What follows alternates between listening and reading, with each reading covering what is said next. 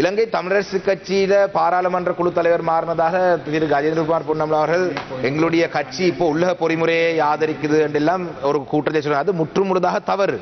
நாங்கள் எப்பொழுதும் சர்வதேச விசாரணை தான் வேணும் என்ற நிலைப்பாட்டில் நாங்கள் இருக்கிறோம். நாங்கள் உள்ளக பொறிமுறை அரசாங்கம் உள்ளக பொறிமுறையிலே சில விசாரணைகளை மேற்கொள்றதாக இருந்தால் அது சம்பந்தமாக இருக்கிற சில பிழைகளை சுட்டி காட்டுவது நான் செய்து வரும் ஒரு விடயம். அந்த வழியிலே தான் இந்த கேள்விகளை கேட்கும் பொழுது கௌரவ பிரதிசபாநாயகர் அவர்களே, சத்ரகொண்டான் மாத்திரமல்ல நாடு முழுவதும் வடக்கு கிழக்கு முழுவதும் எத்தனையோ படுகொலை நடந்திருக்கு. இதுகள் சம்பந்தமா எந்த விசாரணையும் இல்லை. கௌரவ சாணக்கியன் அவர்கள் என்னுடைய பெயரை குறிப்பிட்டு தமிழரசு கட்சி உள்ளக விசாரணை வலியுறுத்துவதாக நான் குறிப்பிட்டதாகவும் அப்படி அல்ல, தாங்கள் அப்படியே எந்த ஒரு இடத்திலும் வலியுறுத்தவில்லை. தங்களுடைய நிலப்பாடு ஒரு சர்வதேச விசாரணை என்பதை இன்றைக்கு ஏதோ நான் இந்த சபைக்கு வெளியிலேயும் தமிழரசு கட்சியினுடைய நிலப்பாடு சம்பந்தமாக தவறாக கருத்துக்களை தெரிவித்ததாக சொல்லியிருக்கிறார். இந்த சபையிலேயே செம்மணி புதைக்குழிகள் சம்பந்தமாக 77 கேள்வி பதில் தெரிவிக்கின்ற வகையிலே சாணக்கியன் அவர்கள் தெளிவாக சொல்லியிருந்தார். அரசாங்கத்துடைய விசாரணை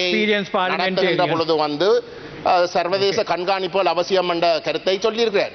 இப்ப ஒரு உள்ளக விசாரணைக்கு எதிரென்றால் அதை பற்றி கதைக்கவே இல்லாது. உள்ளக விசாரணைக்கு தாங்கள் தயாரில்லை என்றால் நாங்கள் இதை ஏற்கவில்லை, நாங்கள் சர்வதேச விசாரணை மட்டும்தான் தேவை என்றதை தான் வலியுறுத்தோம். இந்த விடயம் சம்பந்தமாக தமிழரசு கட்சி அப்படி செய்து இப்படி செய்தது இல்லாமல் சர்வதேச குற்றவியல் நீதிமன்றத்துக்கு நாங்கள் இலங்கை அரசாங்கத்தை கொண்டு போகும் சொன்ன வேலையை அவர்கள் செய்யணும். நாங்கள் அரசாங்கத்தில் வேலை திட்டங்கள் செம்மணி தொடர்பாக அரசாங்கத்துடைய வேலை திட்டத்தை திருப்தியில்லை என்று சொல்றோம். அது அவருக்கு பிடிக்கல என்றால் அவர் நிலப்பாடு.